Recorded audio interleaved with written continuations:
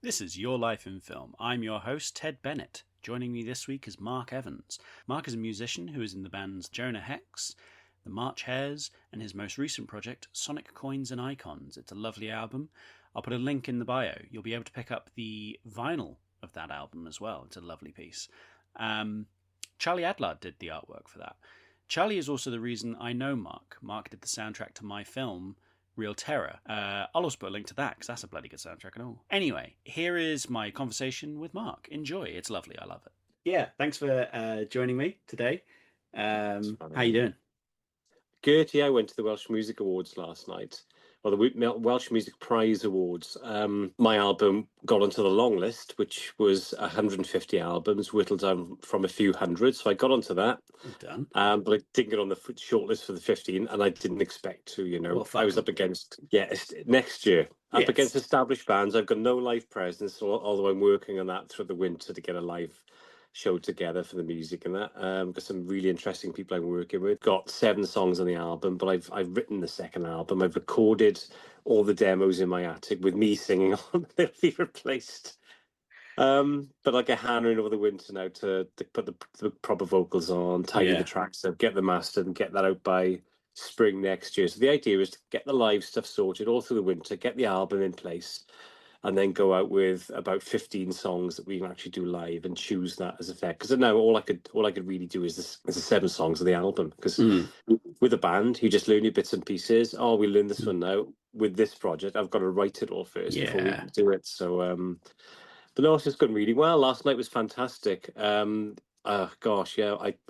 best mate is one of the commissioners of BBC Wales for music, and art and sport. He's like, what do I know about sport? But anyway, they're random like that. And he was a singer in the band I was in the 90s, the Jonah Hex. So I've got loads to talk about with this, Ted. Honestly, it'll take over your hour. But yeah, I went with him. And we sat behind.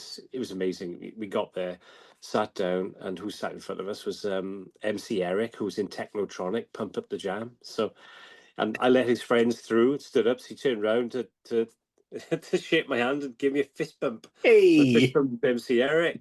And then Julian, in the interval, Julian said, come and see the BBC Green Room. So he took me around the back of the stage in the Millennium Centre, and it was a sellout for thousands there. I went round the back and I could see all the stars being interviewed. Pino Palladino, the world famous bass player, had a Lifetime Achievement Award, or Inspirational Award, because he's played with everybody, Don't know whether you know who he is, but name rings a bell, but go on. Well, he played with, his big thing in the 80s was Paul Young. All Paul Young's cheesy songs in the 80s had that really distinctive bass sound. That's Pino Palladino. He's in the Who at the moment. But he had a tribute from Miley Cyrus and from Elton John there, so he's big guns. Oh shit! Yeah, he's a real legend. But he's from Cardiff. His family own a restaurant. The family are famous in Cardiff, because they're really lovely people, and he's a very humble guy. Been married to the same person since his 20s. 6'6", he's enormous. I'm 6 foot. He's much bigger than me.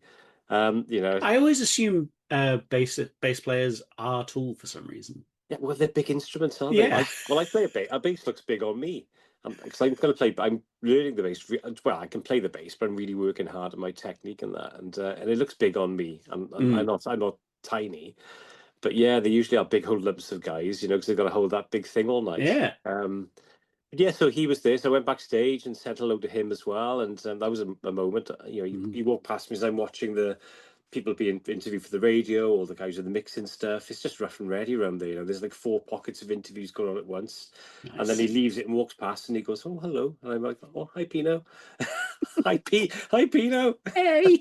Hey, it's me. Sonic Coins and Icons, Hey. So from there then, but Julian's like, he's seen the people he wants to see because he knows everybody, and then we go out the stage to have a nose around, and Hugh Stevens is there, Radio 6. Oh yeah, him and Julian are really good friends. They go way back. He was a teenager, I think, when he first met Julian, and Julian's like 59. So he saw him and introduced me to him as well. So he took us on the stage. If you look at my Instagram, there's a selfie with me and Hugh on the stage. Yeah, I've liked. Did you? Oh, they're popping up now. And also, he was given an album by Julian a few months ago, and I knew he hadn't played it because I've had no radio player or any contact. And when he mentioned, "Oh, I got to play your album," we'll check it out, see what I can do and stuff like that. And that's still decent. Like even if he hasn't yet done it, to acknowledge and be like, no, no, no, we will listen. It's nice. I know, and he knew who I was as well because there's lots of bands out there whose names could fall into kind of I don't know, like the Mourns or the Pastels or stuff like that. But Sonic Coins and Icons doesn't roll off the tongue, So the Manic Street Preachers, and that's what I thought of a long name. Lots of my mates really didn't like it, and I thought, well, I don't care. That's a reaction, to be honest. If you don't like it, that's a reaction. If you just said, oh, it's okay, wouldn't like that. It'd be infuriating, wouldn't it? You'd just be like, oh, it's okay. No, hate it or love it. Don't be indifferent to it. I know, exactly. So that was good. We knew who I was, and from the back in the audience, and we watched loads of performances, and I think I got to sleep at 1:30 this morning. And I've been out leading a hike today for the drug services, so I've had about 8 people out. I'm still, and I went to the gym at 7:00. So I'm in the gym every morning. You're a madman. You're a madman. I'll probably crash by 9. Like 57 next birthday. It's like, my gosh, Mark, when do you slow down? But no, there's loads going on. And also my band from the 90s. There's a big Cool Cymru thing coming up next year. 25 years. Is it 25 years of Cool Cymru? Something like that. Anyway, yeah, it is. When Catatonia, Stereophonics, Manic Street Preachers had their high points. And I was in my band, the Jonah Hex, were part of that scene. And we're on a really revered compilation album called Dial M for Merthyr.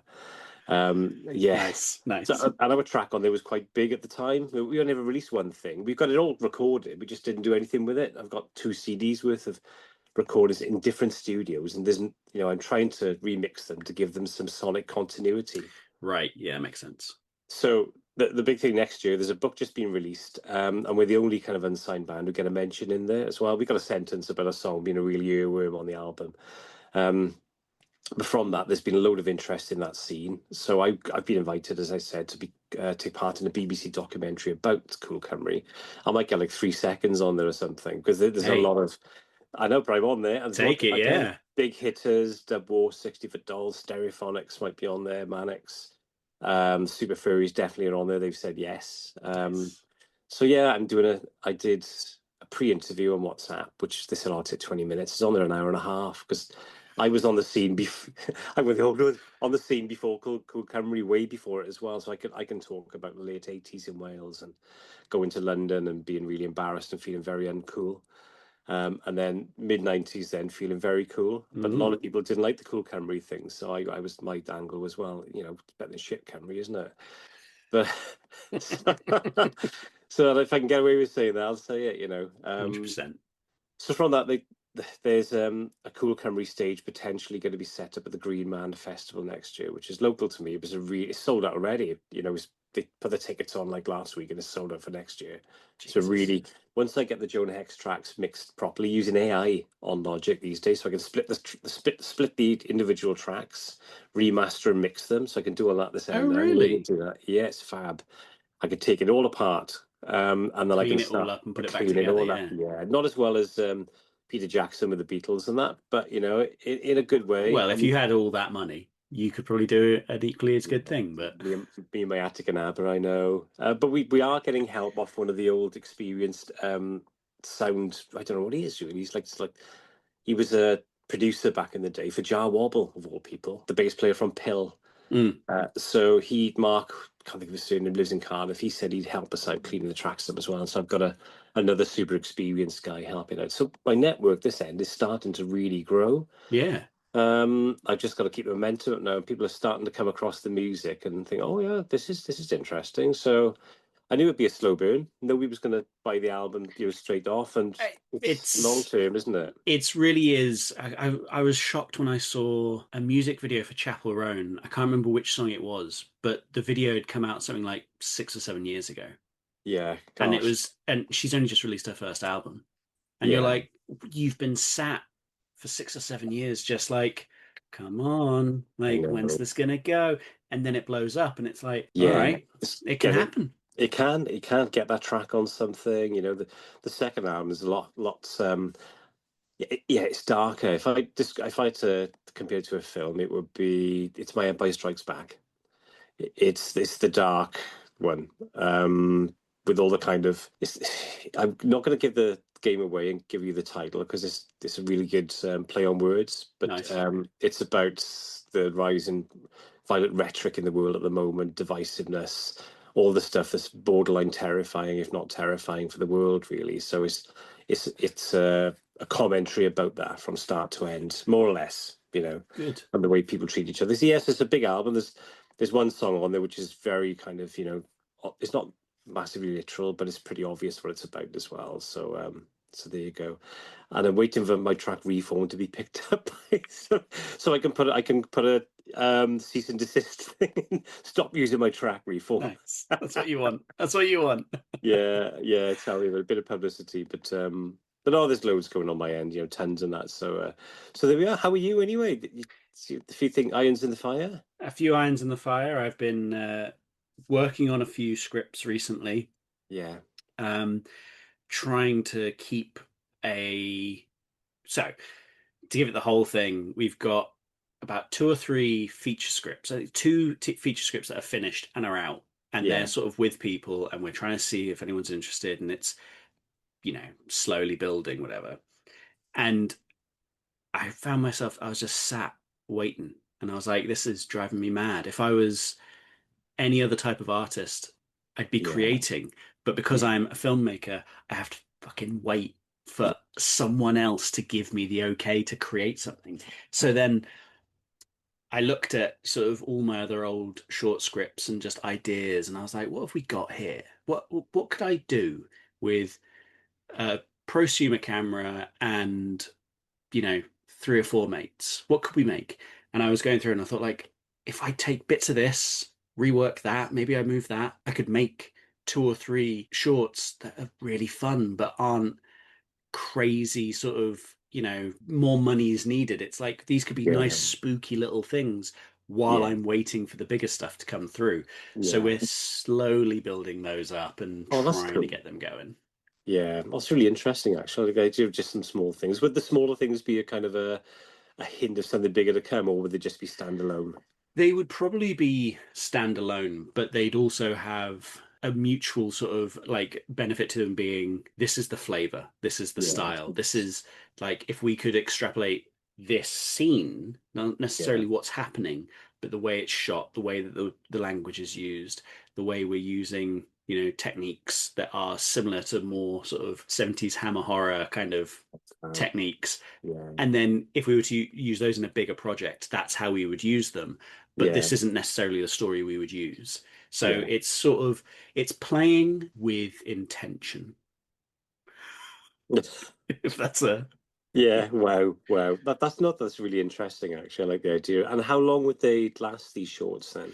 well, I want them to be no longer than 10 minutes. Yeah, Just short sharp shocks is the whole yeah. like the old BFI thing. Oh, that's awesome. The quirky, interesting horror is just amazing. Is there a big appetite out there for it and British stuff as well? Do you find there's a Horror respect is because you're from the UK? horror is definitely the one which a lot of people like because I've said it before. It's a lot of horror seems to be the last genre where you can still have fun and make Yeah, something that doesn't necessarily have to have its message right up front. It can have a nice slow build, like Real Terror is about generational relationships, yeah, uh, but it's also not. It's if you just want yeah, to watch it, it is what it is. But if you want to look into it, it's what's going on between these two generations of men and male loneliness and all that kind of thing. yes, yeah, And with horror, you can still get away with The Babadook is about depression, but it's also a horror yeah. film. A really good horror film. Yeah, Yeah, exactly. exactly. So you Yes. can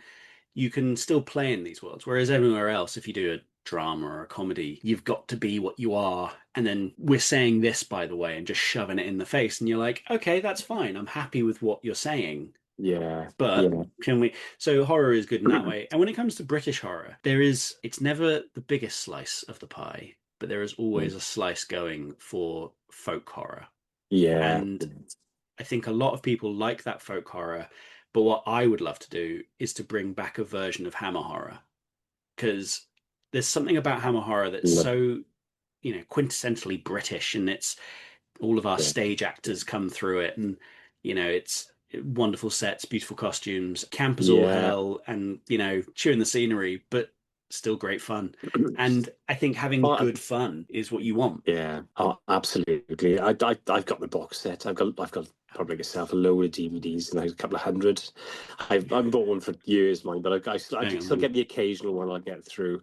When I was living in my flat in London, there was no space, so I had sort of a select few things. Like I could only have one. Kirsty would say to me, like, you can have one dead format, you can't have multiple. So I had Laserdisc, which are Wow. the hardest to like. They're not the easiest one to store, but I was like, I'm gonna have Laserdisc, and I loved them. But then Yeah. when we got our place up here, I was like, right, videos, they're all out, DVDs all out, Blu-rays all out. My 16 mil film, 8 mil film, laser Oh, discs, everything. It's just like I just want it. So if I want to watch my copy of Singing in the Rain in 8 mil, I yeah. can. Oh, that's just wonderful. Absolutely wonderful.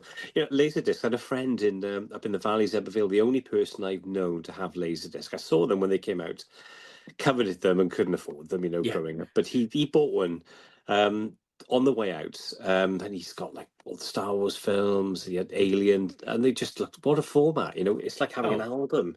You've got this big thing you put on. you open it up and you've got artwork, Oh, you've got all the yeah, details, and they're like, immersive, isn't it? oh, it was so nice. And like an album, you sit there and you're like, oh, Yeah, I've got a thing here, and I'm going yeah, to watch this film, and I'm going to pay attention because they've paid attention. yeah, Whereas yeah. when it's streaming, you just bleh, Oh, flick it I'm on, flick it off. terrible for doing it. I really am. If I put it, yeah, I commit. If I put a TV and you commit to it, I'll see it through and that. But if something's on TV, it's so easy to go, oh no, It's no, it's I've given it 20 minutes, I'm done, and walk yeah, away. Whereas I know, I bought the Mad Max films recently on 4K, and yeah, on the first one, there's like a 2.5 hour documentary on the making of Mad Max. And I watched Mad Max 1. I really enjoy Mad Max 1. And then I yeah, put on this documentary and then just sat there for 2.5 hours watching this documentary. And I was like, well, this is excellent. I love all this. yeah. Whereas if I had found it on YouTube, I'd have been like, oh, I'll save that for later and I'll dip in when I've got 20 minutes. But this one, I was Yeah, like sat in my office. I sit there and I just watch my films, and I'm just yeah. like, I blacked out the window. Wow. Kirsty came in. She was like, why is it so hot and dark in here? And I'm like, oh, I've blacked out the window with thick canvas. She's like, Jesus Christ. My God. Right, Layla, get some thick canvas and blacken the windows out. And Oh there's a bit of my God. cardboard behind there as well. So it's like I can get the card and then that cuts out Yeah. that bit. And then, yeah, Do you have many laser discs, or I do. I have about 100 laser discs now.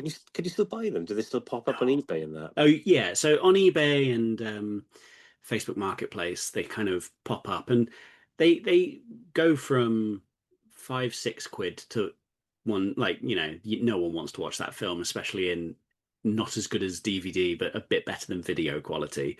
But Yeah. then they do go up to ones for like a couple of 100 quid, and it Hmm. goes a bit crazy. Like some of the things in my collection that are rare, as it were. I Yeah. have a David Lynch documentary about his art called Pretty as a Picture, Oh but it was wow. only released in Japan. So Oh. it's a Japanese laserdisc of Hmm. that. Yeah. And then also a Japanese laserdisc of Evil Dead, which I think because it was around the Video Nasties era or something like that, Yeah. um it's like super, like it's the uncut version from that time. So all of these versions that you can easily get hold of now on like 4K or Blu-ray, but Yeah. this was the only way you could get it for such a long time. Oh, So yeah, it's that, I don't know why I do it to myself. I'm always like, yes, I would like to get the most obscure version of one of my favorite films. why not? Why not? I think with Japanese import albums back in the 80s and that, usually heavy metal stuff, with scorpions and Yeah, nonsense like that. But yeah, but I just love the Obi bands on them, the stuff exactly. inside. It was the So they have again, the Obies on the laser yeah, discs. yeah, they're just wonderful. And if I could afford an Obi band on my albums, I would. And there was an option for it as well, but it's like another quid 50 each album. I'm not paying that. It's annoying because it's like if I had a studio backing me, put them on, Oh you yeah, know. yeah. Get the Obies on there, But if poster it's inside, me, can't. stickers. I know. But what was the last? I bought an album recently that had an Obi, and I think it was I think the Big Lebowski soundtrack had one. Yeah, that's on Mondo, isn't it? Yeah, I've got that. That's worth a couple of pounds now. That was I like think it is. Yeah, 150 when I saw it. I haven't opened mine. I got it when it came out. Christ. And I was moving around then. I just kept it sealed, and I thought I saw it on eBay a while. I forgot I had it, and I came across it. Thought, oh, let's have a look at this. 150 quid. All right. Bloody hell. Maybe I'll never play it, but Yeah, I'll probably have a glass of wine one night and I do that, and I'll open it and play it and enjoy enjoy it. it. It's a good album. It's a Yeah, good album.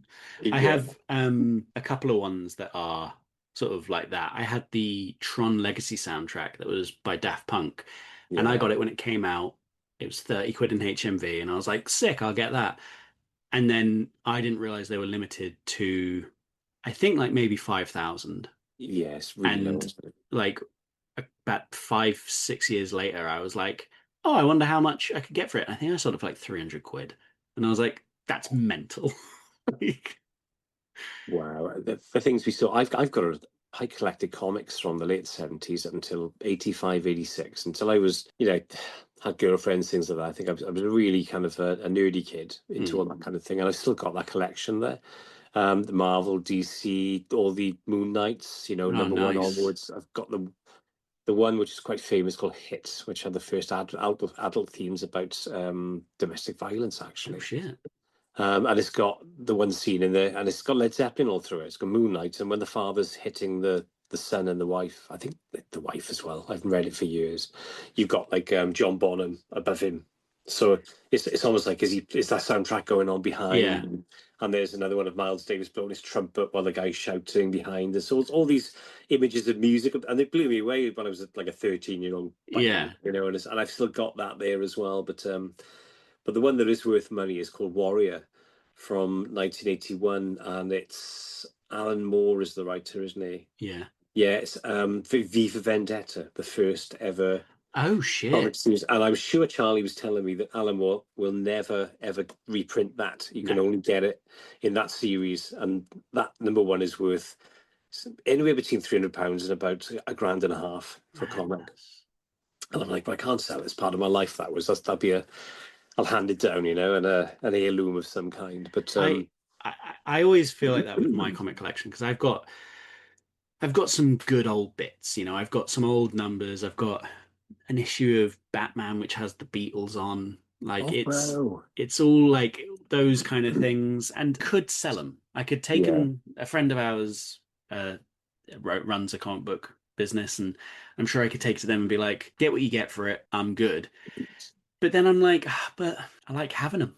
no, I've got the yeah. original 2 issues of Rolling Stone magazine that have Fear and Loathing Part 1 and 2 in. Oh my gosh, And yeah, like to wonderful, me, it's like I've got the book, and I've got the fucking ebook. yeah, My copy of the book is just some paperback that doesn't really matter. mine So too, yeah. obviously, like I'll just read it and it doesn't matter. But the idea of having the 2 issues, I'm like, oh yeah, I'll keep those though. Oh gosh, yeah, that would be something to have, wouldn't it? Andres Thompson, God, what a writer. Yeah, I But know. yeah, my gosh, and I'm the same. Honestly, said I dip into them. I'll have a look through, and my son comes down. James is autistic. He's 31, and he's a beautiful human being. Loves good music, loves good films. Thank God. And loves my comic collection, and is a really good comic artist. But he can't do anything outside of what he wants to do. We were years Right. ago. You're like, oh, why don't you start doing comic strips? Get some stories together. He doesn't. He just likes to doodle, and these super intricate characters he comes up with. Really interesting stuff. But Hmm. so yeah, part of me is keeping it for him, but also I like to go and dip into it as well. Yeah. And check it out, see what's in there. He could do covers. Yeah, I've talked to him. It's him focusing on that. He just goes off into a world. It's a stress buster for him, and I'll Don't ruin start it. doing his start, and then all of a sudden you Yeah. get all this, I don't know, crazy stuff. It might be part of it starts off really well, and then it goes into what are you drawing there, But yeah, it could be something for the future, but it's pinning him down to kind of be a bit more kind of control. But I wouldn't want to do that. It's his thing, isn't it? And if it's his thing of de-stressing and just getting away from it, I can doodle and that makes me happy. If all of a Yeah, sudden someone said, yeah, but I want that doodle on my desk by 9 o'clock tomorrow, you'd be like, yeah. this is the worst. I don't want to do this now. Yeah, couldn't do that. There's no No. way to do it, which is part of the condition, and it is, it's him, Yeah. So yeah, But it's nice to share that collection with him as well. He's like the only other person who really appreciates it. And like, oh yeah, let's get up the comics. Let's see what's in there. Is it Kazar? I don't know. He's some sort of jungle character from the 70s. Yeah, stuff like that. I've got a couple of them.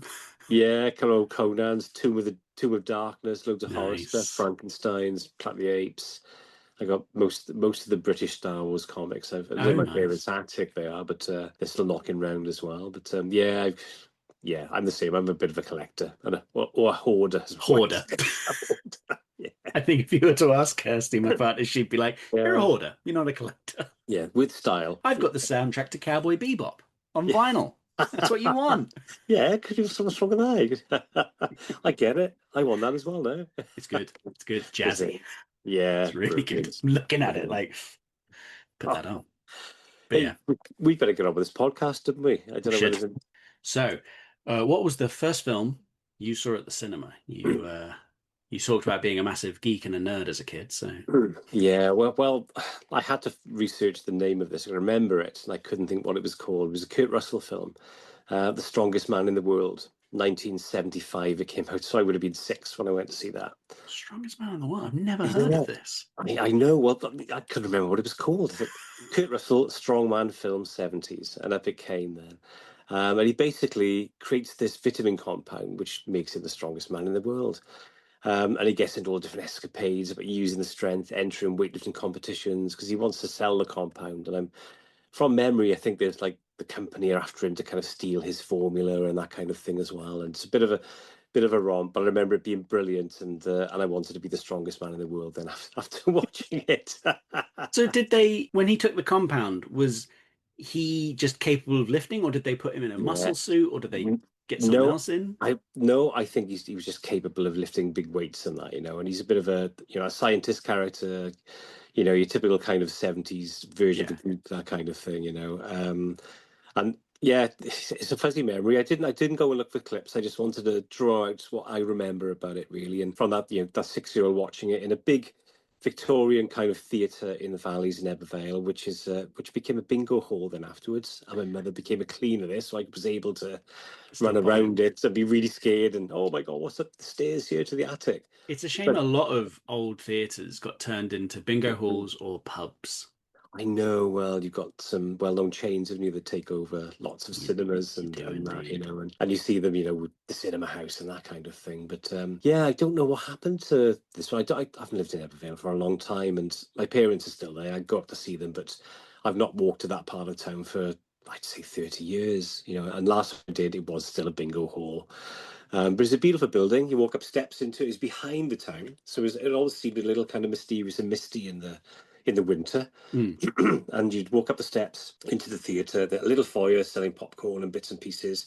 This was the 70s. Somebody smoking a cigarette behind the counter, all the restaurants and cigarettes. My parents are smoking.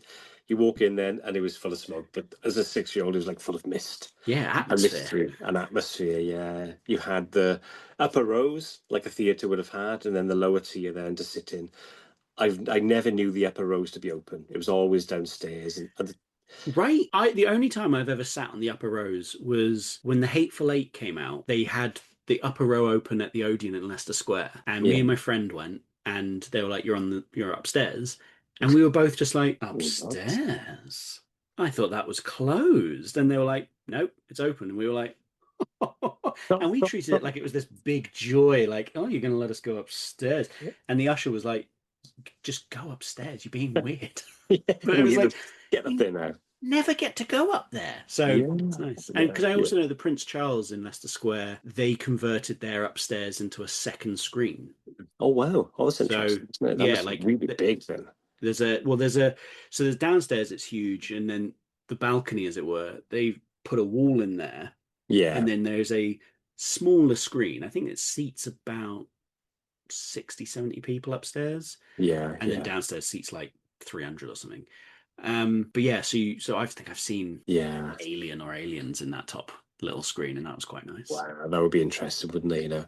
I loved the old cinemas, and the reason the upstairs wasn't open, we were told at the time it wasn't safe and it was going to fall down, and we were sat under that. Yeah. It was the 70s. It didn't matter. Exactly. Yeah, there's probably more people just chucking the cigarette butts over the Yeah, edge, yeah, it was. Yeah. landing Oh in your my. popcorn. Oh, spicy. So when you see being a strongman, did you leave the cinema being like, I'm strongman now? Were you one of those kids who just sort of took in everything they saw at the films and they were like, that's me. I'm that Oh, person. yeah. Until I saw the next film, and I wanted to be that person, and then until I saw Star Wars, and I just wanted to be Han Solo forever. Then, Yeah. and still do. Yeah. Just I'm a bit more kind of Obi-Wan these days, but he's definitely still in there. I'm Just sure you could that. still pull off a white shirt and a black vest. I'm sure you could do that. Oh, yeah, that would be great. That would a hairpiece as well. Because I'm going much these days, but when I did, it was lovely and dark and curly. I can assure you. But but yeah, yeah, it was like that. I think the one thing I remember from the '70s as well is there were only three channels growing up, and if a film was on TV like Zulu or something like that, or lots of the Countess War films were always on. Me and the kids in my street, and there were about 25, 30 of us between a 5 or 6 year age range would go out and play and reenact those Yeah. games. We'd go out there and, we'd be doing, mock battles on the playing field by me. Then up around the garages, that would be like the fort or the base or something we'd have to storm. And Hmm. and that was my childhood really in Evervale. It was just that kind of active, creative play. And we would just immerse ourselves, forget going for, I miss that yeah, because yeah, even when I was at school, like I was at school in the 90s and stuff, and there'd be a film on Wednesday night, and then next day, everyone was like, did you watch thingy? And it's like, yeah, I yeah, watched it. And then it's like, oh yeah, that bit was really funny. And then you'd act out the silly scenes or something. And I remember once Groundhog Day was on, yeah, and my yeah, mum had shown me Groundhog Day years before, yeah, and I knew the film off by heart. So when it was on yeah. telly and everyone was talking about it, I was like, "Oh, come on, God! Like I've known this film for years. Shut up!" Yeah, yeah, But yeah, you don't get that now because unless it was like it came out on streaming tonight, yeah, no yeah. one's gonna watch it at the same time. It ruins I it. I know it does, and yeah, you don't get that connection anymore, and all the catchphrases and things. I remember when Yeah, Blackadder first came on and I was in the junior comprehensive then. I was 13 when that came out, and all through the school it's like Edgar. That's all you only could hear older and younger boys, yeah, and it was just we all knew what that meant, and Dad's Army, don't panic, and they yep, stay with you. And people of a certain age, you say it, they know exactly what you're talking about. yeah. And the younger staff in the office I would go to occasionally, like, what are they on about over there? It's just like the old crew talking nonsense, a Oh, language of but their own. I It's do you remember in Real Terror, I make an old Citron Nicole Papa joke, yeah. like, and Oh. like I said that to someone. I think it was my dad, and my dad was like, "Oh, nice." A bit like in Twin Town, they make the same joke, and I'm like, "Yeah, exactly." And then I told it to a friend of mine who was in his 20s, and he was like, "I have no idea what you're talking about." And I was like, "What are you on about? It was on telly." And they were like, "Nope, no idea." And then I Yeah. looked to a friend who I thought was the same age as me, and they were like, "I don't have a clue what you're talking about." And I was like, "What are you on about?" So obviously, I picked up something that was on telly, and no one else did. Really had an amazing TV childhood. Yeah, But no, it was amazing, to grow up, in those days in Ebervale. There were lots of old buildings being pulled down, behind my street, Harcourt Street, which my mate informed me they're now called Hardcore Street. Um, but it's got its charm. But behind it had an old bakery with like 1950s Bedford vans in it. There nice. was an Yeah, old brickworks at the end of the streets with huge kind of kilns, and we go caving in the kilns. They were falling yeah, down. We'd sit all in the the fun. buildings. There was no train there, and they would be our kind of they'd be our sets for our Yeah, imaginary films that we were writing as we were creating as we played, and yeah, just absolutely beautiful days. And it never rained, although it was Ebervale, and it obviously. probably Yeah, always did. yeah. That's Every in time, my every mind. minute it was raining and Yeah. miserable, but in your head it was the Uh, best sunny it's, days. yeah, I know. It's Welsh Valleys. It always rains there, but no, it was. It seemed to be just like endless summers. Looking back, I must have blanked out the rainy days. But even as a kid, I remember a summer holiday at school was what, like 2 months? I can't remember how long it was. Yeah, no, it's 6 weeks, isn't it? Six weeks, let's say. And that felt like the longest 5 weeks and then the shortest 1 week before Oh, you I had to go know. back The to last school. week would just fly by, wouldn't It it? was miserable. Whereas now, I'll say like, "Oh, we only saw each other last week," and they'll be like, "That was 3 months ago."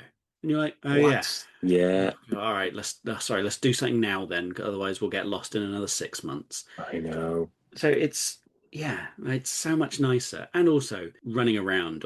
Grew up first 6 7 years of my life. I was in North London, and Yeah, then we moved up to Shropshire, and I befriended my friend Sam, who he lived across the field, but his parents owned the dairy farm a little bit further up. So every weekend we were in the haystacks on a rope swing, playing around, playing guns, playing velociraptors, playing yeah. any game that we could. There was this one Ah, game where my brother would play a velociraptor and we had to run and hide, and then he'd find us and then chase yeah, us, and then we had to go find another place to hide. We would make forts with the hay, and you're lugging these big bales making tunnels. They could have gone at any point, but yeah. they Oh, never did. and who had any thoughts about that? Really, you just built it and played on it, didn't you? You just And played. I know, and I have the scars to show from that childhood as well. Yeah, and it's a shame. I don't have kids, and I don't know anyone who's got kids of that sort of age, but I don't know if kids are still doing that. Not really, you know. I've got a 10-year-old. She does, you know, she plays loads with the friends when they come over, but they do a lot of like online stuff. They finish, Yeah. come home, and then have an online adventure. And I'm thinking, oh, is that the equivalent of what I used to have? I think it is. And I think it's very easy in the same way that, you'd be like, why don't you read a bloody book? Why are you watching that telly? And now people are like, why are you getting off the internet? Why don't you just go watch some telly? Like Yeah. it's always What just next? evolves and things. I And know, I it know. it is the way that this next generation are growing up, is that they'll play Yeah, online and they'll be more social than we were every yeah, evening. Because I would spend every evening going home, do my homework, have a yeah, wash, fight with my brother, watch a yeah, bit of telly, go to yeah, bed. yeah, And these guys, they're on with their mates all night, chatting, yeah. joking, and it's like it's Yeah, nice. yeah, it's the equivalent of what we had, going out of the town in Abervale. Yeah, But yeah, it's interesting, isn't it? How technology kind of forms our social connections and that kind of thing. You could be super connected and disconnected at the same time. yeah, But also, when I see her playing these games, I can think, I can see them. They're problem solving and team. They're yeah, working as a team on this, and find that really interesting. And don't particularly want to be one of those older parents who don't understand that kind of thing. So I want to move with technology. I'm yeah, interested. I'm keen. I'm curious. And yeah, it's in it for me. It's really kind of fascinating to see um, how she evolves with those games and how she's not playing ones she used to and is getting more into construction games. And there's one where you're building houses but putting in like an eco garden as well. That's almost like good training for yeah. future reference, really. I think, well, Do that in the can I have a look at future. this? Yeah, doing, keep doing God, that, and I do think that the perception of video games has definitely changed from when I was a kid. Because when I was a kid, it was platformers, so you just jump in. yeah, That's all a parent would have seen, is just jumping, and yeah, that seems like a complete waste of time. But now games are these big old puzzles, and they do encourage working together, thinking outside of the box. Kirsty played a lot of point and click games as a kid, so it was all about like, look at everything, yeah, try everything, and then if that worked, remember why that worked, and then come back to it later, because it might not be this playthrough that you have to do that, it might be the next playthrough. yeah, And if you're using that in your thought process, you're doing great, you're doing yeah, better. yeah. Exactly. It really is. You're putting things together. There's logic going on. There's problem solving. You're being sociable, but you're not sat with that person physically. Mm, It can seem bizarre, but then you're getting lots of kind of maybe skill building, yeah. attributes to it as well. So yeah, I've just got to make sure things are healthy with it, and Yes. get a good balance on it, really, rather than be an authoritarian parent, which I would never be. Very open minded. We both are here. Um, I think if yeah, you're authoritarian parent, it always just leads to the opposite. Like, absolutely. if you think you're going to be the one who's like, no, regimented, I want you to be like this because I want you to be safe. And it's like, sure, but I'm going to by nature rebel. Yeah, So, find a way somehow. I like, know. I know. it's no point. With the talk of being of child's age and things, what did Yeah. you watch over and over again as a kid? Well, it's interesting because going back to the 70s, you couldn't really watch things over and over because you had to watch them at the time. Yeah. So the first film I can remember watching over and over, Star Wars, which I've loved all my life. We've just watched them, in chronological order with my daughter, and she Oh, loved them as nice. well. For me, it was just great to go back, and I had a real obsession back in the 80s, 70s and 80s, but more the 80s. Mm. Because I was like, again, 7 when it came out, and it was great. I wanted to be Han Solo. Darth Vader terrified me. All the things I should have liked about the film, I did. I just Mm. absolutely adored it. But one of my friends in the streets had a video player, the first video player I ever saw. And back in the early 80s, never it was, people were okay, they're comfortable, but, they were still working class and that. And, we were renting a TV at the time. Yeah. We didn't own a TV, didn't have a remote control. And my Isn't that friends, madness that we used to rent TVs? yeah. Well, we rented a TV with a Sonic remote controller. You press the button, kunk, kunk, and it go down the channels. BBC One, Yeah. BBC Two, HTV, and then when we got Channel 4, boom, Channel 4. There were four on there, but you had this big click thing. But going back to the film, it was one of my friends in the street. His parents were teachers, but also local councillors. They got a video player to record political broadcasts and that. And they got hold of a copy of Star Wars on video. I don't know where they got it from, no idea. And we spent the summer of 1981 watching it several times a day, every day. And I still love the desert scenes, when Luke's looking out at the desert, and he knows he's going to go, he wants to stay, all that kind of ambivalence and turmoil going on. And it still really tugs at my heartstrings seeing that because it's so evocative. But we spent the whole summer watching it back to back, and of course we were 12 then, so we didn't go and play. We were a bit too cool, Too cool. But something else happened during that period. We watched that film over and over, but then we got hold of loads of their video cassettes for the party political broadcasts. Didn't realise they recorded them to watch over and over again and use as material. And we recorded funny voiceovers because we found a microphone thing. And so you had Margaret Thatcher yeah, I'm horrible, I am. Don't vote for me. And they put the video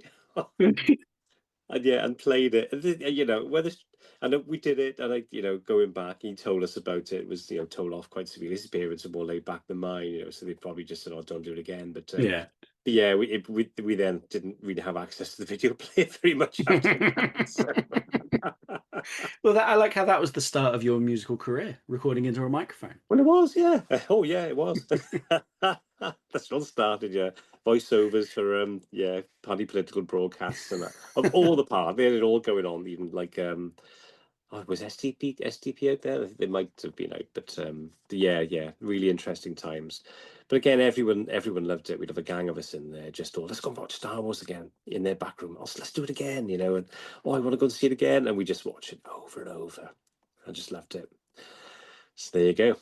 It's nice. I loved that whole thing of having a video that just has worn out from being rewound too much. Oh, yeah, You yeah, just know, like you turn it on, and it just flickers loads, and then you see in the lines, and you're like, yeah. this is fucked. Like, I Yeah. should probably get a new version. It's been loved, isn't it? This Yeah. film, yeah, I know, it's wonderful, isn't it? I wonder where that went though. Is in a proper case as well. I don't know where they got it from at that stage, but Well, I goodness mean, a knows. lot of videos in that time were usually just from the corner shop. Yeah, there wasn't, from memory, there wasn't a video shop in Abervale until the mid 80s because we were renting a TV for my parents were renting a TV from this shop called Rediffusion in Mm. Abervale, and part of the rental package was you could have free videos. So I go down with my younger brother, and we choose things, one for him, one for me, and that kind of thing, and bring them back. I think we exhausted the whole Yeah. video collection. I actually got the keep the Oh, film with Michael nice. Mann on video. Completely didn't understand it, but loved the soundtrack, Tangerine Dream, but didn't get the film at all. Then read the book a few years later, then watched the film again and loved it. Again, I really loved that film. And I don't know whether you know, but there's like there was a 4 hour version made of it, which Bloody was hell. edited to an hour and a half. And it doesn't really make sense unless you read the book. But Mike, I'm sure there was a platform saying, Michael Mann, please release the whole film, and he's just not going to do it. Whether all of the film still exists, I don't know, but it was meant to have been a massive It's film. it's from my physical media collection. Laserdisc and video of that are still really highly sought after. I bet, yeah. Like, I think there is I think there probably is a Blu-ray of it now, but Mhm. the video and Laserdisc, I remember they were always at the top of the lists of sort of like the most expensive ones or the really hard to get hold of ones. Because there Yeah, was also a load of films that never made it from video to DVD. yeah, So that's when Laserdisc sort of took over the priority of it all because Star Wars, you couldn't buy the video of Star Wars from mid 90s because George was going to redo them all. yeah, And then you couldn't get a copy of that film untouched for years, up yeah. until I think about 10 years ago, I think. Whereas Laserdisc, you could still buy a Laserdisc of it that was the original film untouched. Oh, So there's the definitive edition collection of the three films that is really sought after, but it also gets laser rot really badly, and then it's pointless. So, oh my gosh, yeah, yeah, the world of tangible things, really, isn't it? yeah. When they break down in the end, you know. Well, I mean, I've got an original pressing of Rubber Soul from the original 2 week run where it was mixed too loud. Yeah. Um, and that's one of the sought after records that are in my Oh, collection. But that's what, 66 was Rubber Soul or something, and it's still 65, 66, 60, yeah, before yeah, Sergeant Pepper, wasn't it? And a loud version, that's going to be amazing because it's got to be played loud anyway. got to be played loud. And it's, And it's still perfect. oh my You know what God. I mean? It's still Yeah. perfect. It's been to parties with my parents, and I'll check wherever. my dad's copies. He got it the week it came out. My mother Check. So was, I think you can look it up. I think it has B at the end of the like on they etch the code on the inside of yeah, the vinyl. yeah, If it has a B at the end of it, yeah. that's one of the initial like loud cuts of it. Wow, I think they call it hot mixes, don't they? Because I think Led Zeppelin 2 came out as a hot mix. But yeah, I'll check that out. And it's got my favorite Beatles song, "Tomorrow Never Knows" on it, which is Nice. just, my gosh, relax, turn off your head Mm. and float downstream, which I, want to do as much as I can. Not very often these days, but As much as I can, I will. yeah, No, I will it's whenever I can. Yeah. what was the first 18 rated film, and how old were you when you saw it? Right. Well, that would be The Evil Dead, which we talked about earlier. Oh, excellent. And that was in, ooh, I don't know, really, really odd situation, to be honest. There was CBs were really big at one point in the UK. And CB night radios. CB radios, yeah. Yeah. And the clubs turning up all over the place, older men with CBs and patches about what they were doing and handles, which were names and stuff. And they formed a CB club in Abervale, just down from me, in what was known as the DC, which was the Disabled Centre, or we all call it the DC. Everything's shortened. Hmm. So we go down there and be fascinated. I was about 11, I think. When did Evil Dead come out? 81. So, yeah. Yeah, I was 11. Yeah, going on 12 then. So I went down there, and what they would do, they would have the one room full of all the CBs, and all the grown-ups would let you have a go on it, Hmm. And I never went there with the parents, all these men in this room. It was the Yeah. 70s, 80s is what you Totally did. fine.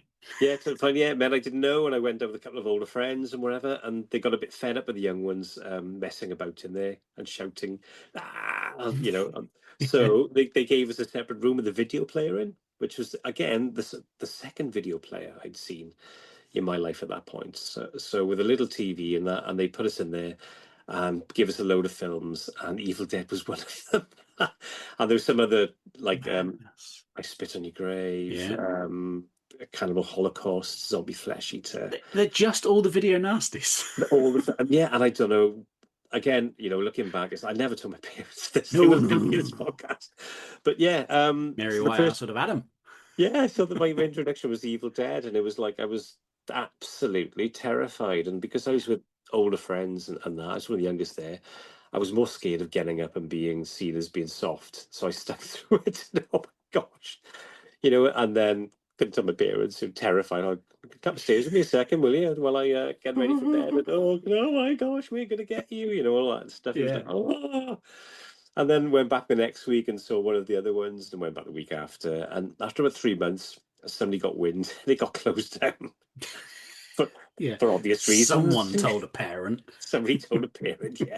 Probably some traumatized, young, 12, 13-year-old. Why aren't Yeah. you sleeping and screaming at 2 o'clock in the morning? Oh, because I've seen like I've this seen film. every horror film ever. Yeah, that nobody should see their band, the ones, yeah, Yeah, yeah, that's the thing. They were considered the yeah. worst thing to society. So Yeah. They were all You these saw really some.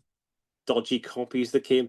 There was a real underbelly in Evervale, you know. There was a video shop that sold pirates for years. I'm sure the guy had a prison sentence as well. But you go up there and say, "Oh, have you got this? But have you really got that?" And he'd have Yeah. that there as well, you know. I But there loved all was, that though. oh Going gosh, down you the know, market and sort of being like, "What you got?" And they're like, "What you see on the table?" I'm like, "Yeah, but what you got?" And yeah, then I they're know. like, and they pull out a little shoebox, and you just get DVDs in a little plastic slip, and you're like, "Ooh, House of Wax. That's Yeah, still at the yeah, cinema." And yeah. it's like this horrible Well, camcorder version of it, and you're like, "Yeah, yeah. give me that." Just don't get the one from the fridge. That's all. Keep that one in there. Reference to your film. There we are. But, Well done. but yeah, oh, boom. But yes, yeah, I know. It's fascinating. Those what happened back in those days and these days. Mm. My goodness, you know that would be yeah. Prison sentences maybe for those guys and that. But yeah, they closed the thing down, and I had to. What what always confused me about that Video Nasties thing is that the filmmakers were never prosecuted. BBFC were never prosecuted. If you were a consumer and you Yeah, purchased it or you owned a copy to rent, you were prosecuted. I know, I And it's know. so weird. That is just odd, isn't it? You It's know, so why weird. make? I It's a know. bit like we can sell cigarettes and we can tax you on these cigarettes, but as Yeah, soon as you smoke them, it's like, well, you're killing yourself. And it's like, yeah. well, if it's I killing me, don't sell it to me. I know. Why are you making this? You know, yeah, I know. It's quite bizarre as it looking back, but yeah, that it's amazing what went on years ago and how kind of loose things were and how Yeah. they're not these days, you know. But yeah, good adventures though. Really good adventures looking back. I still have my video of Evil Dead. It's one of those films that I will never get on 4K. I don't need it on 4K. No, I want to see it on a yes. knackered video, and I want the player to be fuzzy, and I want to feel like I shouldn't be watching this. You Yeah. know, there are certain films. I got Lawrence of Arabia on 4K. It's beautiful. Yeah. That's what I want to see on 4K. Yeah. Yeah. But the original Halloween, Evil Dead, Oh Hills yes. Have Eyes. What else is over here? Yeah. Prince of Darkness, Friday 13th. Friday the Yeah. 13th, Yeah. Nemesis, which is a crappy thing from Oh, the 80s. Like yeah.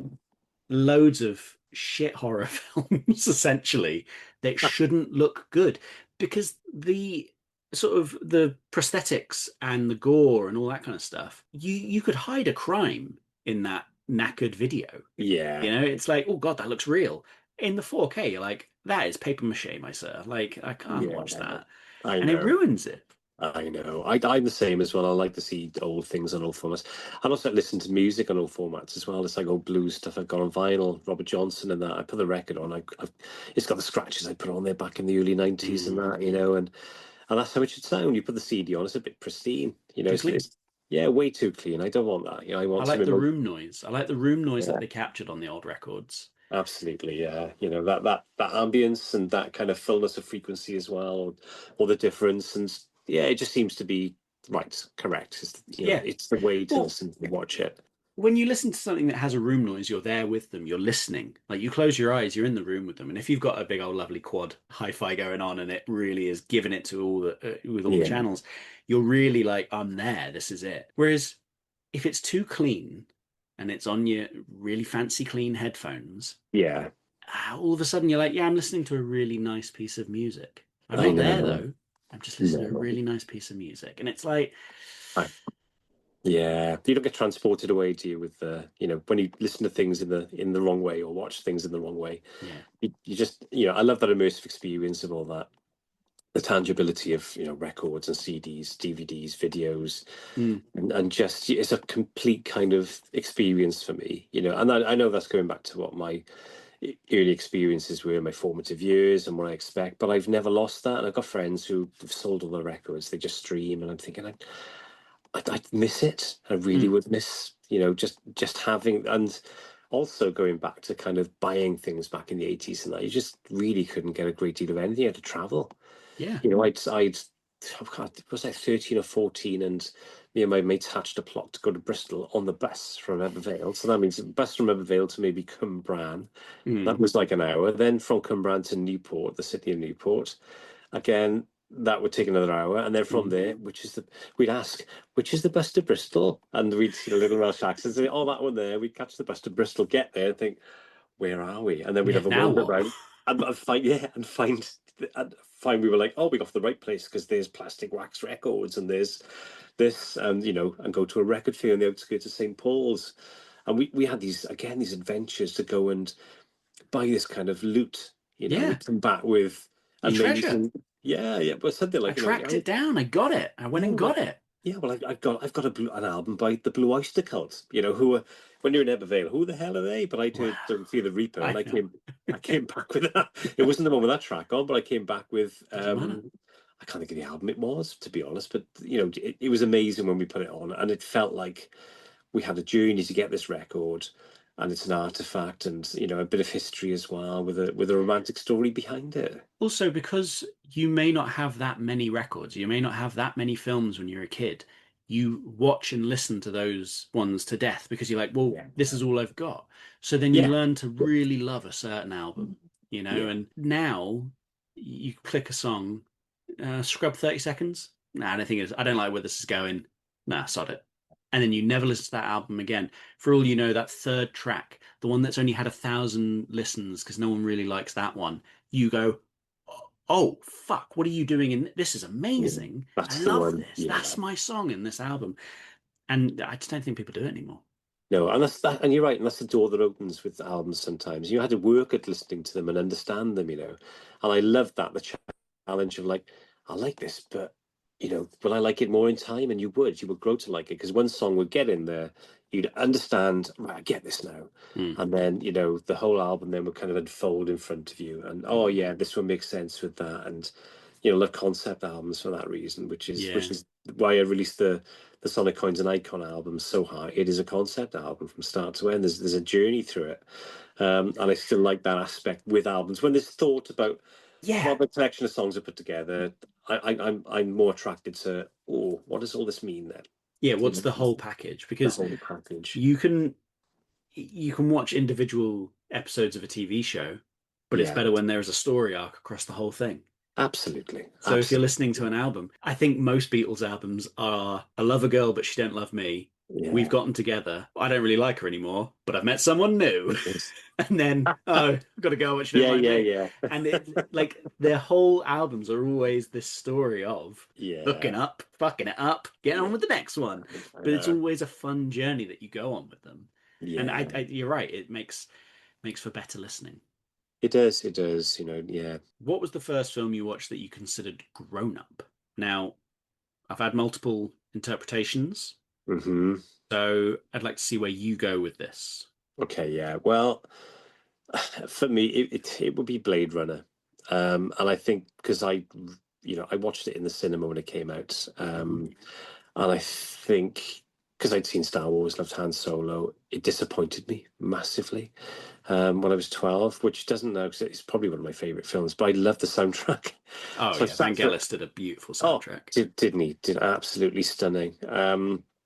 And I sat through it and got to the end. It was like, I like bits of it, but but I thought, is it too grown up for me? So I came out of there thinking, am I ready to watch grown-up films at the moment? Why didn't I understand that? And I had a few mates who were like, I'm halfway through, this is rubbish, we don't want to throw popcorn, and I was like, shut up, listen to the music, now check this out, and, and all the kind of subliminal stuff going on with, Philip K. Dick's vision and that, and I came back to it then in my mid-teens, and I got a copy of the paperback from Woolworths, never available. Nice. It wasn't the Philip K. Dick Do Androids Dream of Electric Sheep. It was the Blade Runner book, which I've got in the corner somewhere. It's up in his attic somewhere, and I must dig that out. But I read it, and I absolutely loved the book, and then went back and watched the film, a few years later, and it was just, this is just the greatest thing I think I've ever seen. And even now, if I put it on as an experience from start to end, again, it's just immersive and beautiful and dark and threatening and romantic. There's,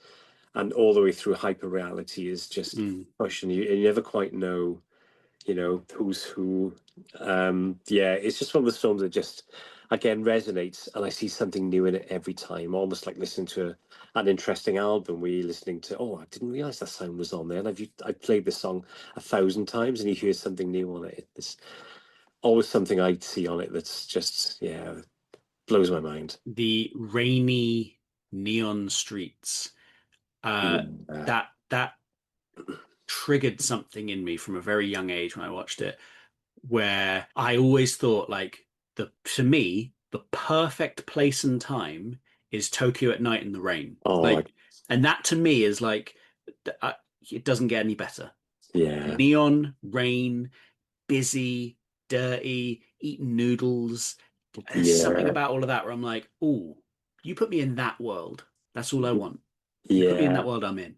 It looked so interesting, didn't it? Yeah, I thought Did. the same as well. So atmospheric and a real great interpretation of maybe a future planet with shitloads of rain, basically, Mm, and loads of yeah, loads of neon and light and that, and fast food, fast living, everything. yeah, I think it's consumable.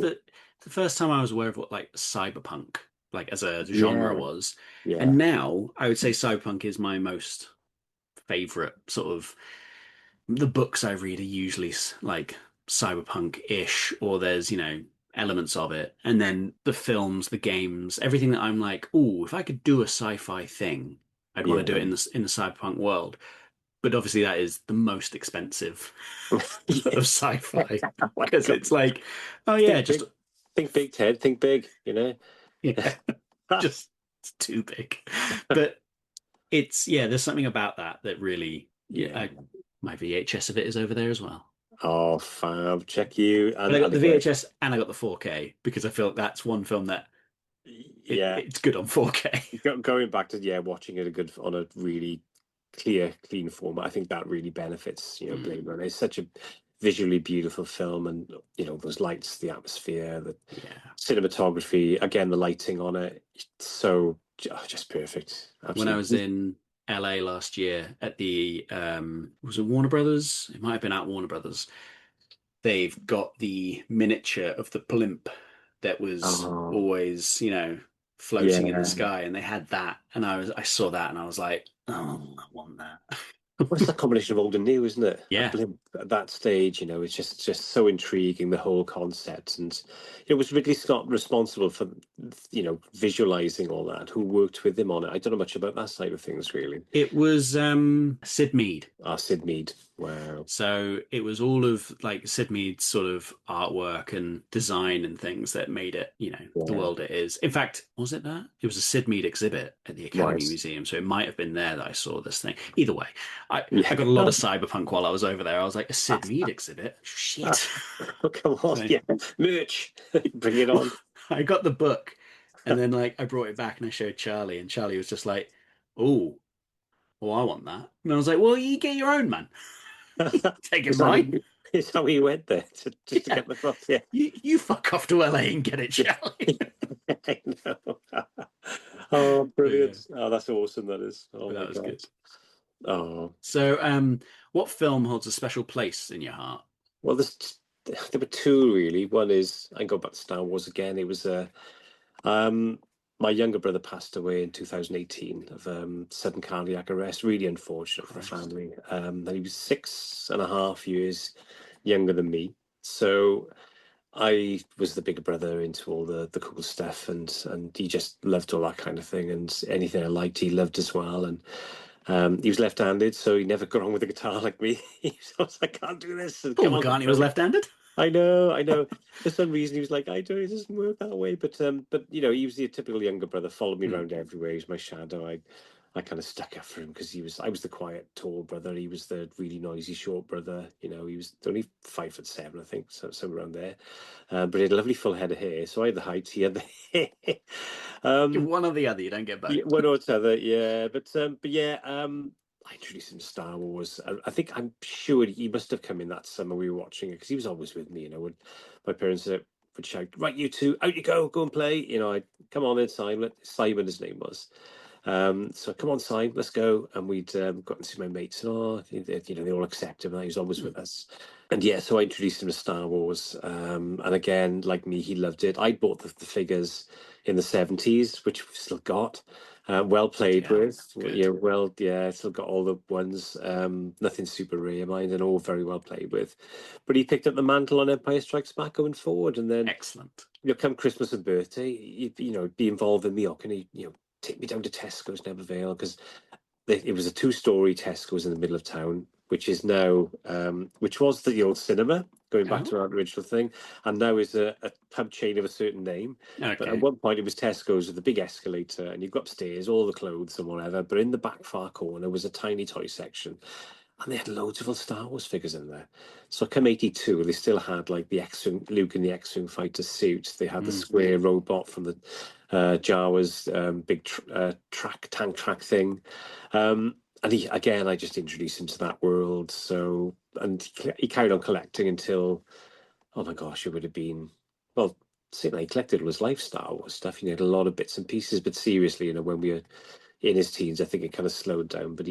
But every year he'd have some sort of figurine, from us or from a girlfriend or that kind of thing. And yeah, when I watch it now, it does bring back some lovely memories of him as well, and I'm very philosophical about it. He had a good old life and that, and it was a very sudden thing. You get the phone call, oh, your brother's unwell, or then it's like, oh, your brother's passed away, I'm sorry. And you're like, oh my gosh, how do you pick up the pieces from that? Yeah, But, that's not, yeah. You just learn to build around it, and one of those things is the experiences we had and that, and just the cheekiness of him and me going to.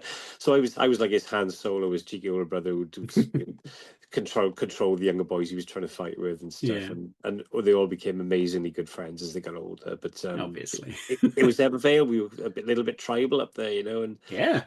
But that was the one. The other one was just a lot lighter, and it's Carry On Screaming, and it's because I've had this tradition in the house, and I still do it now with my 10-year-old. I got 3 grown-up children in their mid-30s, and I've always been big on Halloween. In fact, growing up in Ebervale, I think I was the only person into it at one point, because I'd go trick-or-treating on my own, and then get chased by the bigger boys for wearing one of my mother's bedspreads with an old man's over my shoulders, my little rucksack on my back for treats, which I never got anything, and an old man's mask. Beautiful. And it was like me and one other friend would go into it. I think just get chased by the older punks and metalheads, because there were loads of those in Evervale. We had Teddy boys in Evervale, the early 80s.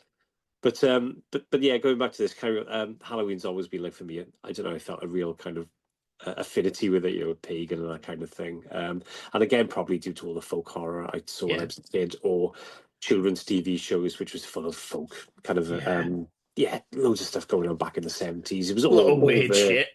Yeah, or just weird as hell going back, But yeah, so as my older children got older, and we did Halloween nights, they got to the stage where they wanted to watch a film on that night. And this was like, I don't think I had a video player back then. And this would have been kind of mid-90s-ish. And I thought, oh, God, what can they watch? And I was in Cardiff, and I saw Carry On Screaming, which I hadn't seen since I was a kid. And I remember thinking, oh, that's just hilarious. They love this. And I got it, brought it home, we watched it. And again, we watched it over and over during the Halloween weekend. And every Halloween for years, we would put that on. And even if we were having a get together, a party in the house, it'd be on in the background. So every year it would go on and on. I replaced it then later on. I got rid of the video. I think again it just died in the end. And I got it on DVD, which I still own. Nice. And this Halloween, my 10-year-old said, I want to watch something really scary, Dad, on TV. So I'm gonna Carry On Screaming on. Whether that fits the bill, I don't know, but it's gonna go on. The hairy, like, lurchy creature with the finger that comes off. That's pretty spooky. Yeah, that's right. Yeah, Odd Job was this? Odd Job, yeah.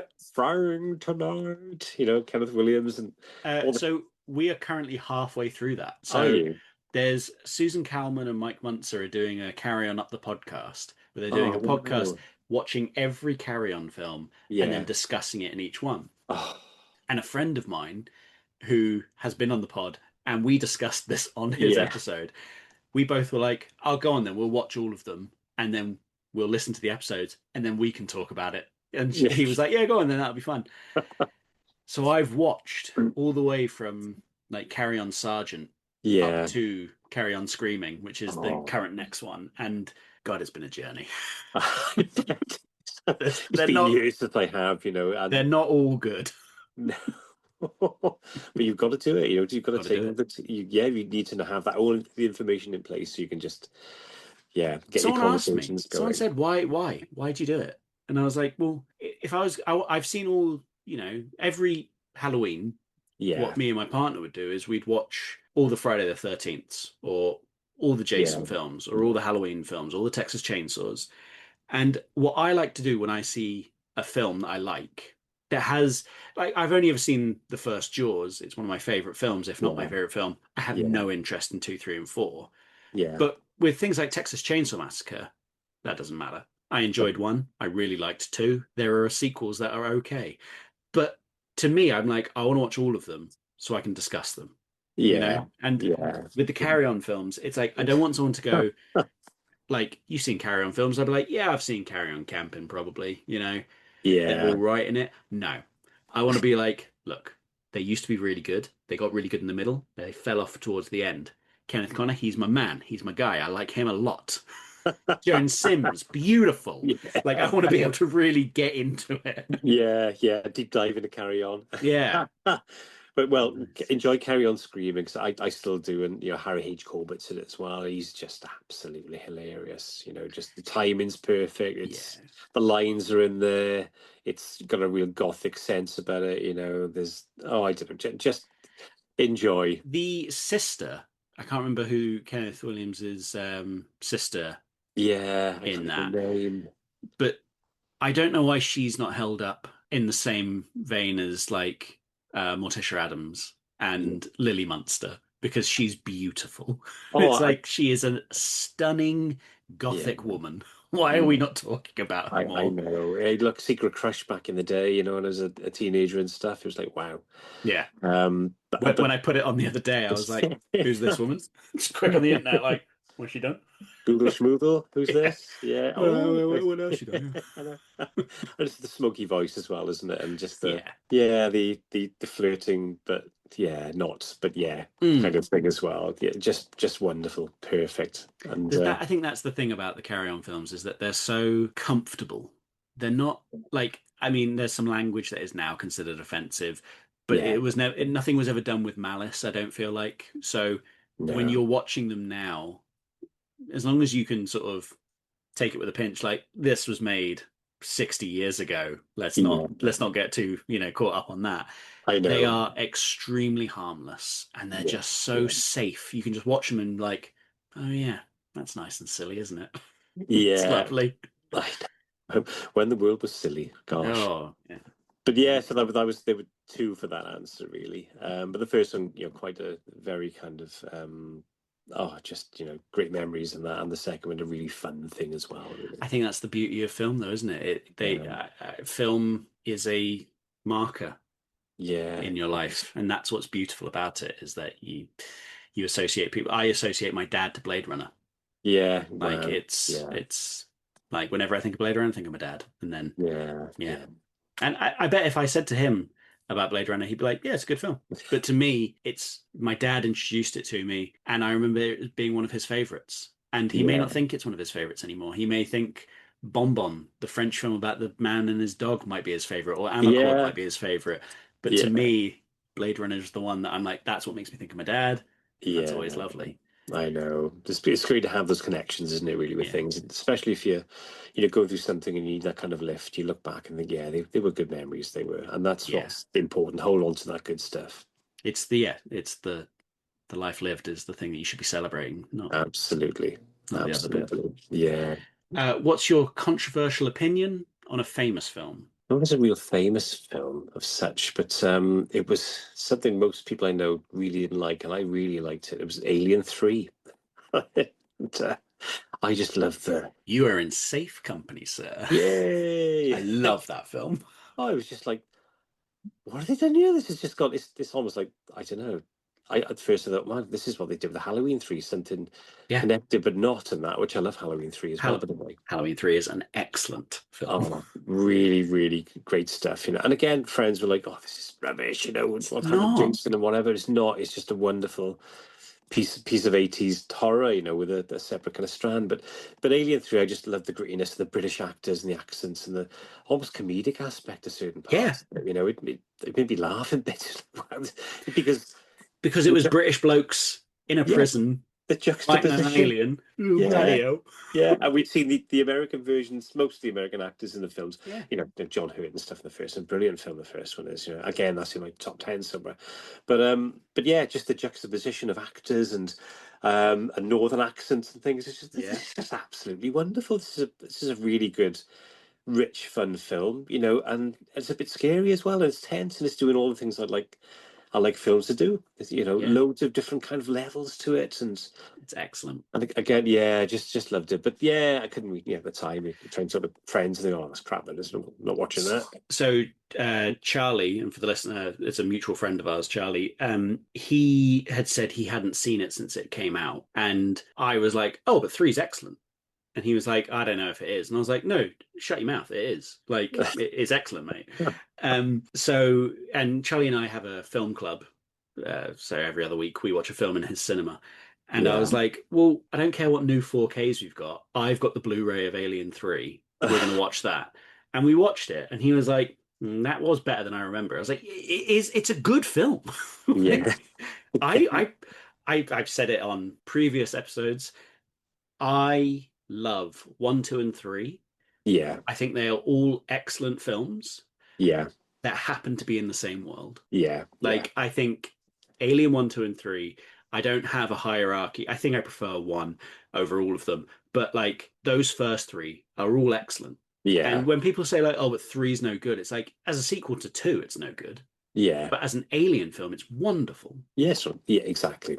As a standalone film, it's just absolutely brilliant. So yeah, that's my controversial one. I really thought about that when I thought I don't know what could I do? Because I enjoy most things. I can get something out of most films, and but yeah, that's the one that sprung to mind. Quite Well, I love powerful. it. Was I yeah. love it. I love that that was what you Cheers, went Ted. for. Thank you, Ted. So then finally, what have you been watching recently? Well, series and Apple, Silo. Ooh, have you read it? No, I haven't. So No. it's a trilogy of books, and the first Yeah. series is about a third of the first book. Oh, gosh, Yeah.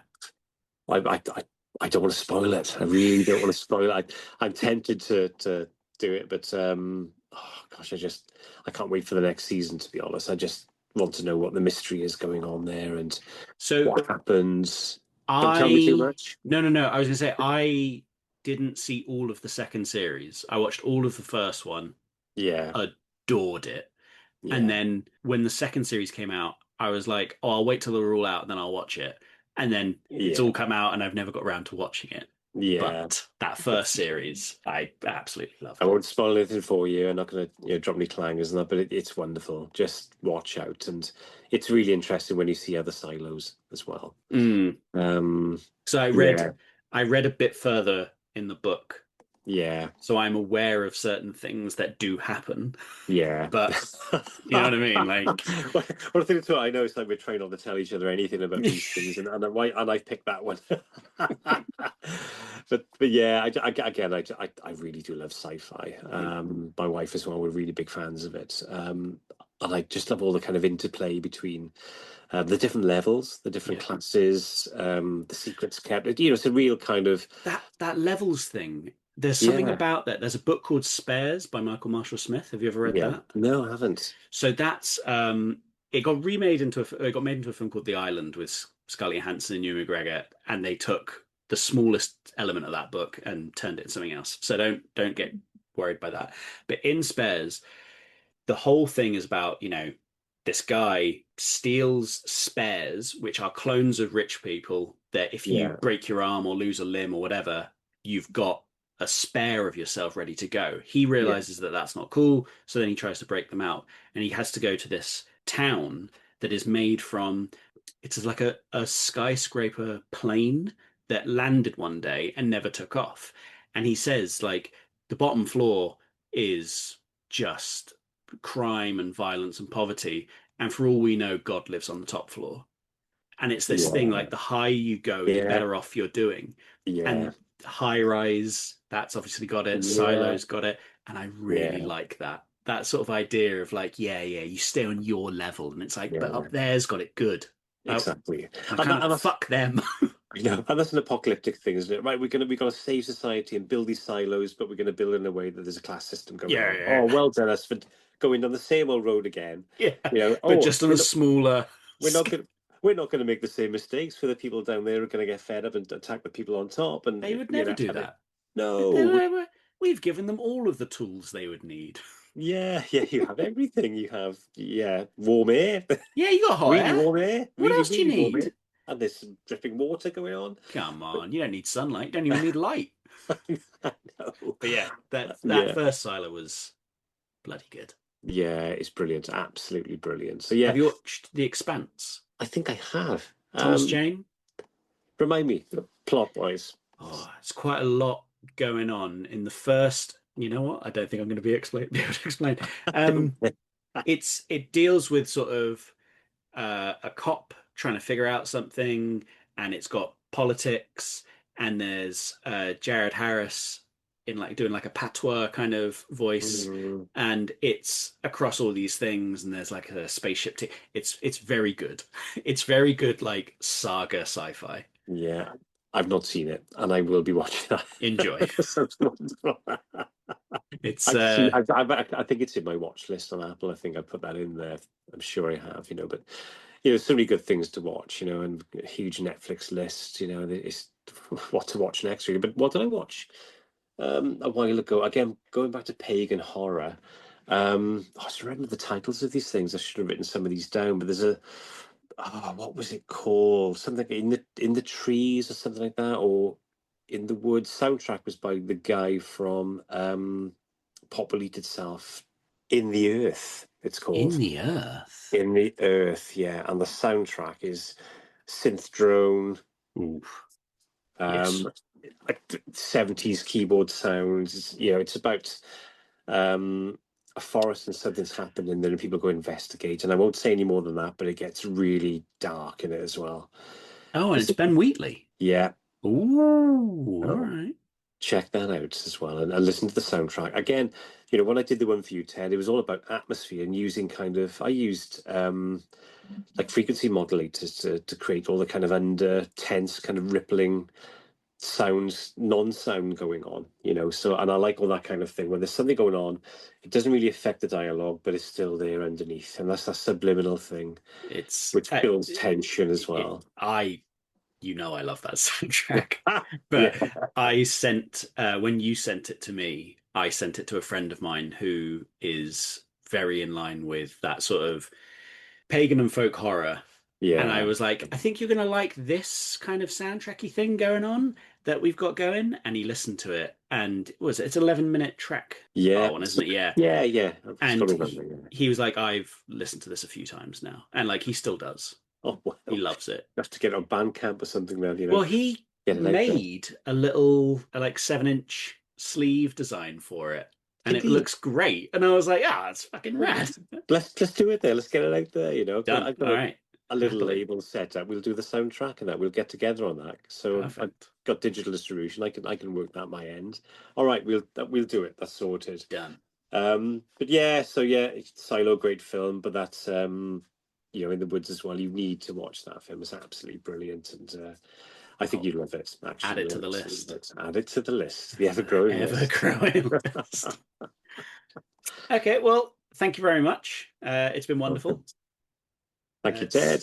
For me as well. I really enjoyed it. And doesn't time fly? How long have we been talking for? Oh, Quite a while. we've got 8 minutes left. That's been on for two, so Oh my gosh, what can we that's talk good. about for 8 minutes?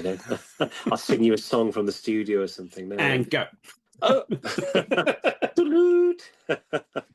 Lovely. yeah, But yeah, it's been lovely. I've really enjoyed it. It's been very nice.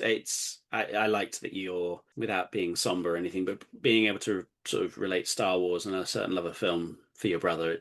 yeah, That's exactly what I think films are, and that's what's so lovely to speak to other people about them, is that they have places in your heart that you can relate to other people, and they're very important. It's they do. Yeah, I know. Yeah, me Han Solo, him Luke Skywalker. Perfect. He's still up there now in that X-Wing fighter, looking down at me, probably waiting to wind me up in some way, like the Yeah. little brothers get and stuff. But yeah, the Scowood brothers, my gosh. Yeah. But yeah, beautiful times. But Ted, thank you so much. I've enjoyed every second of this, and it's actually, Excellent. I didn't prepare too much because I wanted to do things, with true emotion and that. But it's really been just a really lovely experience talking to you. Excellent. Thank you. And I've really enjoyed it. Speak soon. Bye, mate. Bye-bye. Ta-ra. This has been a Lovable Rogue Productions podcast. Thank you to everyone that listened. If you want to help out your life in film, then download it, like it, share it, and give the pod a follow. I didn't realise till starting this that a download is the way they measure success and not just a listen. So, listening means nothing. Make sure you check out my guests on their socials, which will be in the description of the episode. Take a look at my letterbox. I've made a list of all the films that have been mentioned on the pod. There's fucking hundreds. So you can find some good films there. Yeah, there are some good ones. There's some fucking weird ones, and I love them. Quick shout out to some of the podcasts I'm listening to. Caliber 9 from Outer Space. That's Rob and Joe's. That's really good. And then The Villain Was Right. That's a great fun. Check that out. If you really want to be a mensch, give me that money. There's a link in the description. It'll explain it all. But a download and a share is excellent, and I actually appreciate that a lot more than you'd think. We currently have no sponsors, but I am open to them. I'll shill anything. I don't care. This has been a Lovable Rogue production. Thank you for listening.